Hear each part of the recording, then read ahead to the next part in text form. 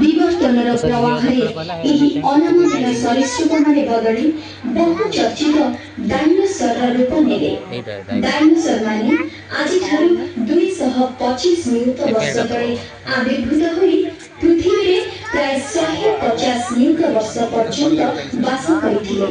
मांसासी dinosaur मानकर सुतीक्ष्ण दांत और पंचामान थिला बेले तृणहारी डायनोसर मानकर आत्मरक्षा निमंते देह सारा सशस्त्र आवरण थिला। आसंतु एही समय एक विशालकाय तृणभोजी डायनोसर ब्रैकियोसॉरस को भेटिला। एही ओजन थिला 70 रु 80 टन, जहा हाथी ठाରୁ ମଧ୍ୟ ଅଧିକ।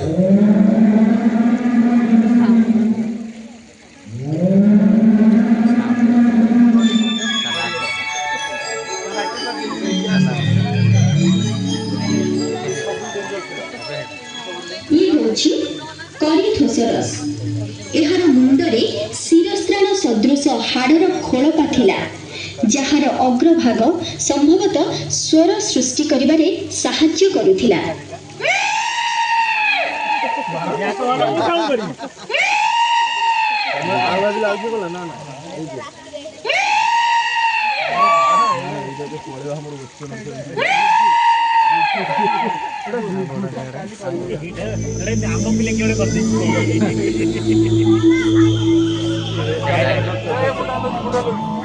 स्केलिडोसोरस जीव को देखंतु, एहार पिठिरे 7 धाड़ी धारुआ कंठ सदृश अंग थिला।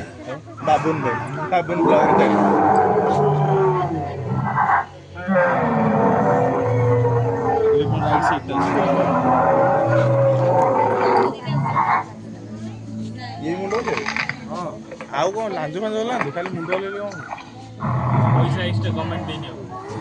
ये गवर्नमेंट जति पैसा दी काम ना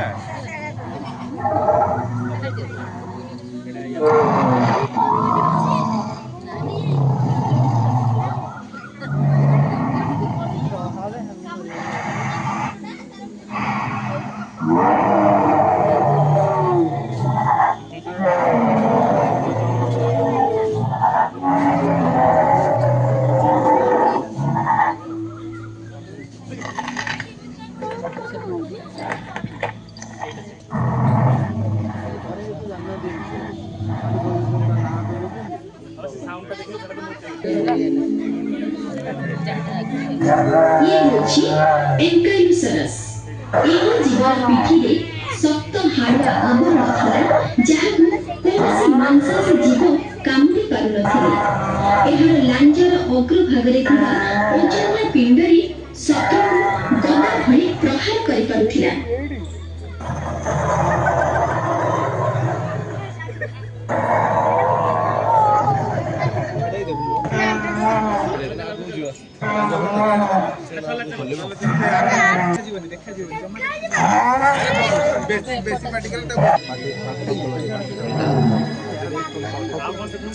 एडमोंटोसोरस जीवर बतक थंट भଳି पाटिटे थिला।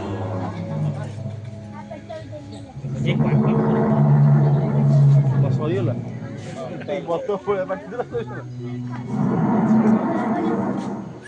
ए दांत आगो ग पाको डॉक्टर कहया अच्छा बॉयस रे गड़ी तो हां भाई केते वर्ष हेलाणी ए बहुते अरे सॉरी होला चैनल आइला ये कौन हलो स्टेगोसरस जीव को लक्ष्य करंतु। एहार बक्राकार पिठिरे सदृश 2 धाड़ी अंग और आक्रमण निमंते लांजर अग्रभागरे सुतीक्ष्ण कंटामान थिला।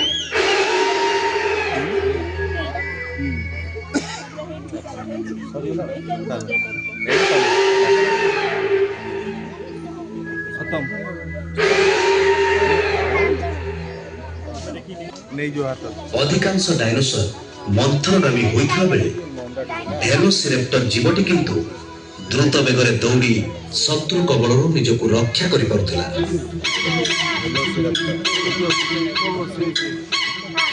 ପ୍ୟାକିସ୍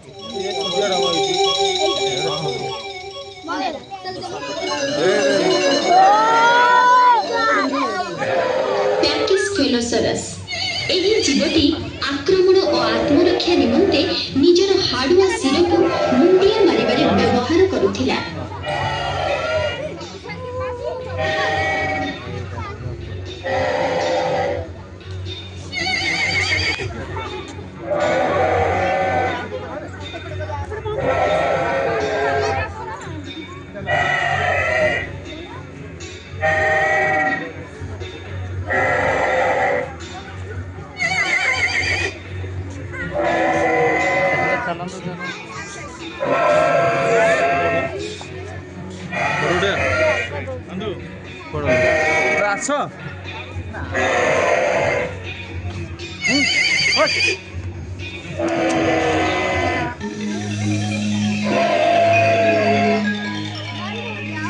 ପବନରେ ଭାସିବା ଆରମ୍ଭ କଲେ। ଏଇମାନଙ୍କୁ ଟେରୋସରସ୍ କୁହାଗଲା।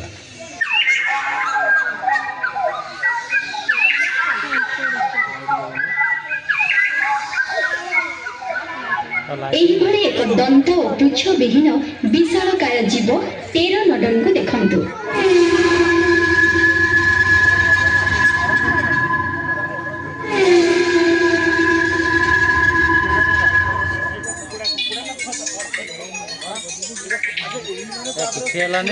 ଟ୍ରେମା ଜୀବକୁ ଦେଖନ୍ତୁ।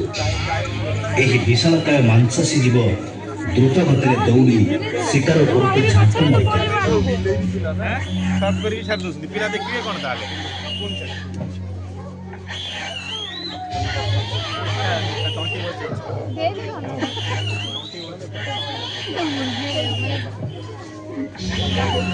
मुर्गी बन गया है।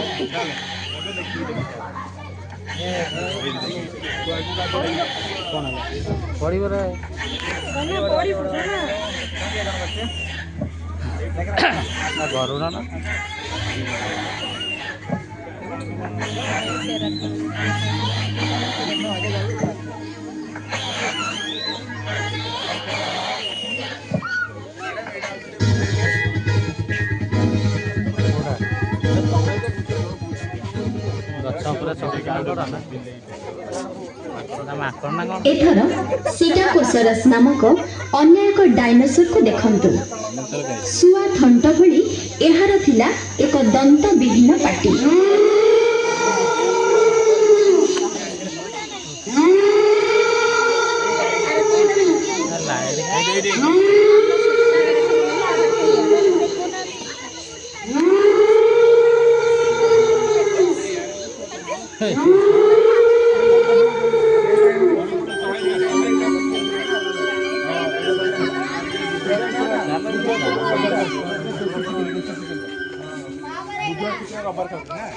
ପୃଥିବୀ ବକ୍ଷରେ ଡାଇନୋସର ମାନଙ୍କର ରାଜୁତି ପୂର୍ଣ୍ଣ ଦର୍ପରେ ଆଗେଇ ଚାଲିଥିବା ବେଳେ ଆଜିଠୁ 65 ନିୟୁତ ବର୍ଷ ତଳେ ରହସ୍ୟମୟ ଭାବେ ସେମାନଙ୍କର ବିଲୁପ୍ତି ଘଟିଲା।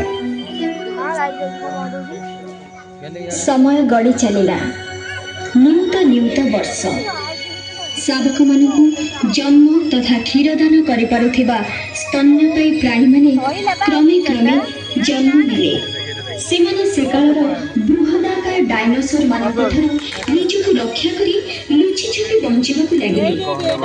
ଏଇମାନେ ହିଁ ପୃଥିବୀରେ ତିଷ୍ଠି ରହିଥିବା ସବୁଠାରୁ ସଫଳ ମେରୁଦଣ୍ଡୀ। ଗଛ ଜାଳରେ ବସିଥିବା ଏକ ଆଦିମ ସ୍ତନ୍ୟପାୟୀ ପ୍ରାଣୀ ଲେମୁରକୁ ଦେଖନ୍ତୁ। ଏହାର ଥିଲା ବଡ଼ ବଡ଼ ଆଖି, ବଳିଷ୍ଠ ଅଙ୍ଗ ପ୍ରତ୍ୟଙ୍ଗ, ଜାବୁଡ଼ି ଧରିବା ପାଇଁ ଶକ୍ତ ଆଙ୍ଗୁଠି ଏବଂ ଦୀର୍ଘକାୟ ଲାଞ୍ଜ।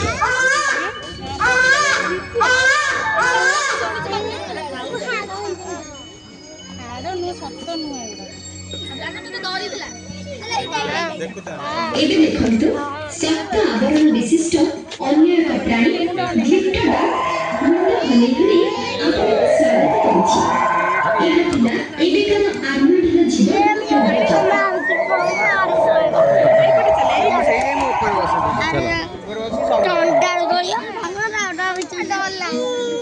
डर लगुच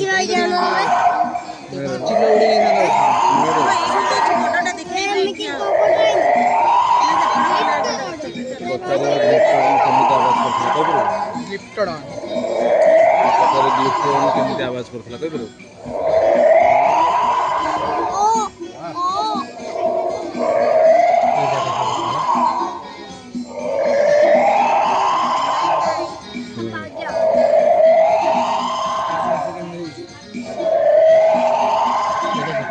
ଆମ ଘର ଗୋଟେ କ୍ରିପ୍ଟୋଡନ୍ ଆଣି ରଖିବୁ କାଳେ ଯିବୁ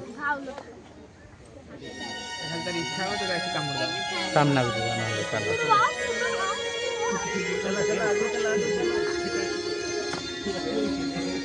ମୟୂରୀ ଫେରିୟମ ନାମକ ଏକ ଓଜନପାତ ବିଶିଷ୍ଟ ସ୍ତନ୍ୟପାୟୀ ପ୍ରାଣୀକୁ ଦେଖନ୍ତୁ। ଏହା ଥିଲା ହାତୀମାନଙ୍କର ପୂର୍ବଜ, ମାତ୍ର ଏହାର କୌଣସି ଶୁଣ୍ଢ ନଥିଲା।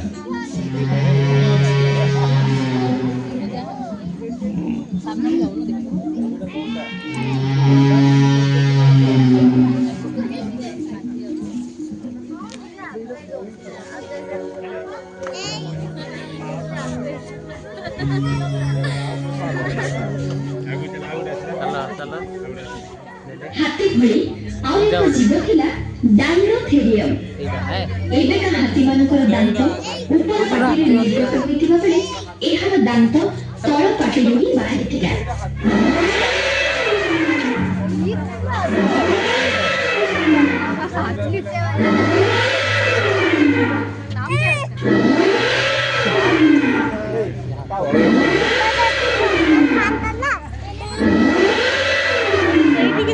ସେଇଠି କେମିତି ସେ ଦେବ ଏମିତି ହାତୀ ହାତୀ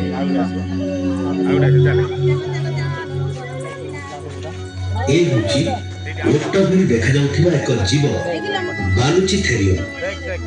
ଏହାର ଉଚ୍ଚତା ଥିଲା 5.5 ମିଟର ଏବଂ ଓଜନ 17 ଟନ୍।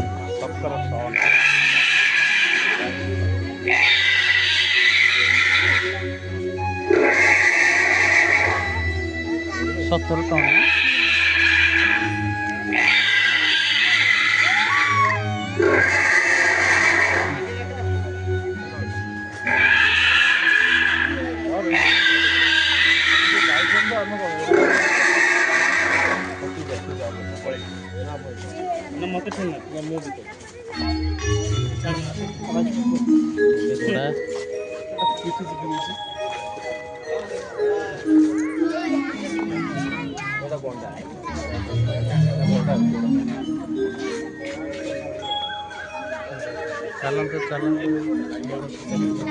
ଇଏ ହେଉଛି ସେ ସମୟର ଅନ୍ୟ ଏକ ପ୍ରମୁଖ ସ୍ତନ୍ୟପାୟୀ ୱିଣ୍ଟରଫେରିୟମ, ଯାହା ଏବେକାର ଗଣ୍ଡାମାନଙ୍କର ପୂର୍ବଜ।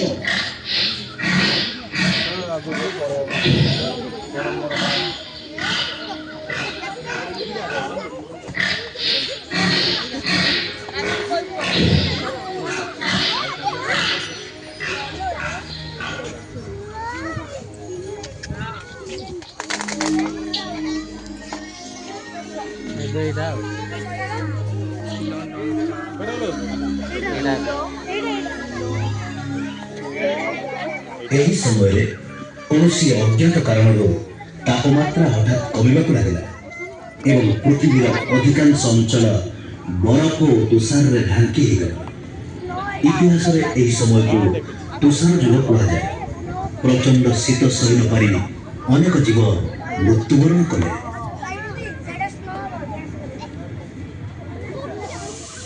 ଇଏ ହେଉଛି ଲୋମଶ ଗଣ୍ଡା ବା ବୁଲି ରାଇନୋସେରସ୍, ଯାହା ନିଜର ଗହଳ ଲୋମ ଆବରଣ ଯୋଗୁଁ ତୁଷାର ଯୁଗର ପ୍ରଚଣ୍ଡ ଶୀତ ସହି ବଞ୍ଚି ଯାଉଥିଲା।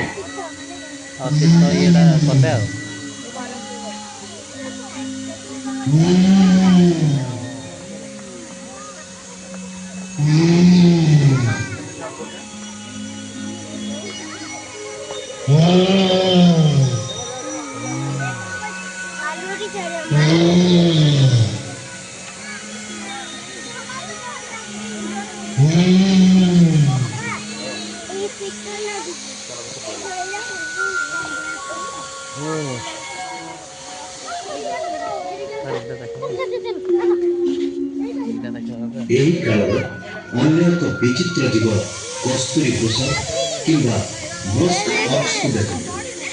ଏହାର ମୁଖମଣ୍ଡଳ ସୁଗନ୍ଧି କସ୍ତୁରୀର ଗ୍ରନ୍ଥିମାନ ଥିଲା।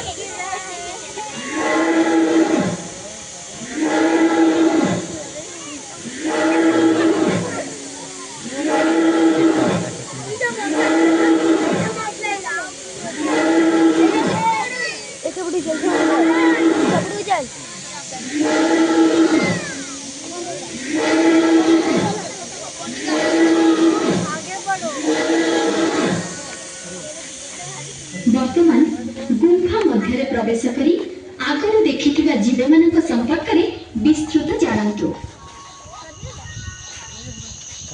ଗୁମ୍ଫାରେ ପଶିବା ଗୁମ୍ଫାରେ ଟିଭି ଦେଖ ଏଟା ଲାଇଟିଂ ସହ ପୁରା ବୋଧେ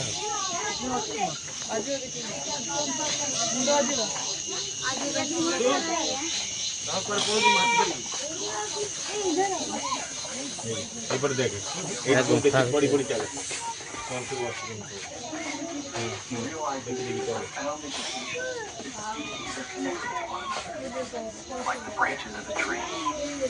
ଗଛ ଲତା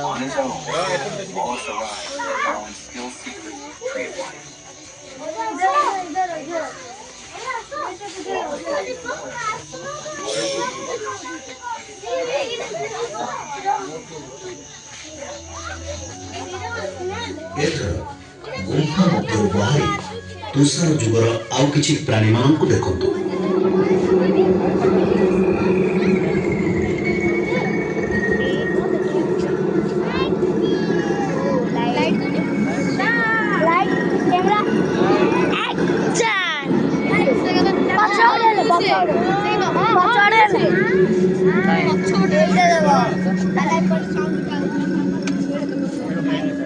ଏବେ ତୁଷାର ଯୁଗର ଅନ୍ୟ ଏକ ପ୍ରାଣୀ ବୃହଦାକାୟ ଲୋମଶ ହାତୀ ବା ୱିଲି ମାମତକୁ ଦେଖନ୍ତୁ। ଏହାର ଥିଲା ବିଶାଳ ବକ୍ର ଦାନ୍ତ, ଯାହା ସାହାଯ୍ୟରେ ଏହା ବରଫ ଖୋଳି ତୃଣର ସନ୍ଧାନ କରୁଥିଲା।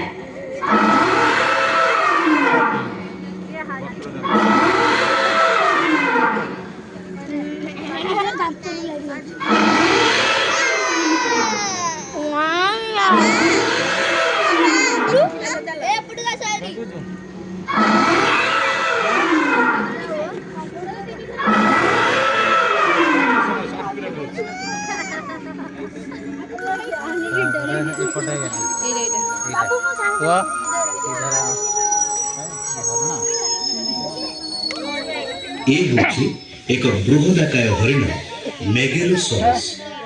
ଏହାର ଅନେକ ଶାଖା ପ୍ରଶାଖା ଯୁକ୍ତ ଦୀର୍ଘକାୟ ଶିଙ୍ଗ ଥିଲା।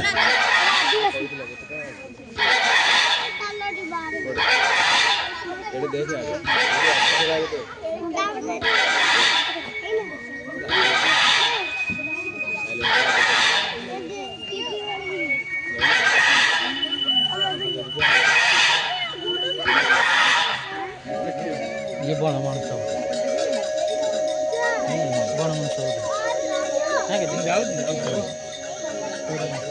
एथर आसंतु से कालर बृहदाकाय स्थलचर स्लथ मेगाथेरियम को भेटिबा।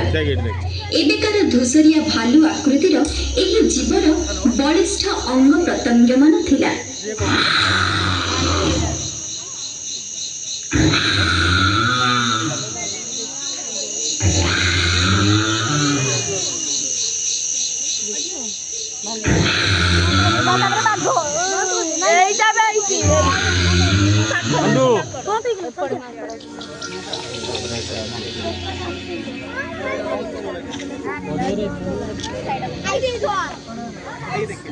ये होची खंडा सदृश दांत थिबा एक भयंकर बाघ स्माइलोडन, जहा शिकार उद्देश्य रे से काल घन जंगल रे पैतरा मारुथिला।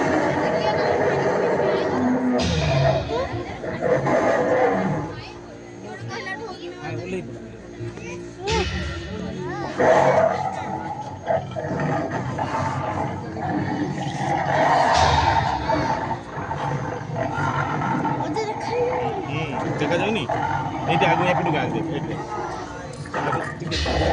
देखी पड़ जू देखी नीलोक में से कोई गाली चिक्कू अबू कौन मेरा अपना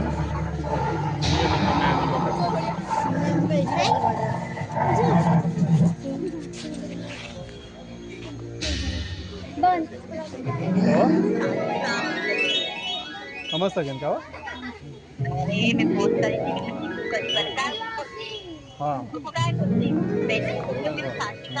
डालर डालको मन खुशी रे देई बुलुथिबा एक पुच्छ विहीन प्रोकत्सु बानर को देखंतु। जीवन आकृतिर एही जीवटी संभवतः बानर और मनुष्यर मध्यवर्ती अवस्था थिला। देखो देखो देखो ताजी का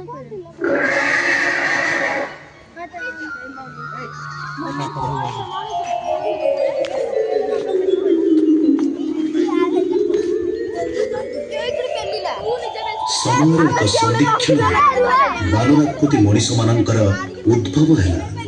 आमर पूर्वज नियंडरथाल मनीष मान देखंतु से पथर रे अस्त्र शस्त्र निर्माण करी जीवजंतु शिकार तथा माछ धरी जीवन निर्वाह करुथिले।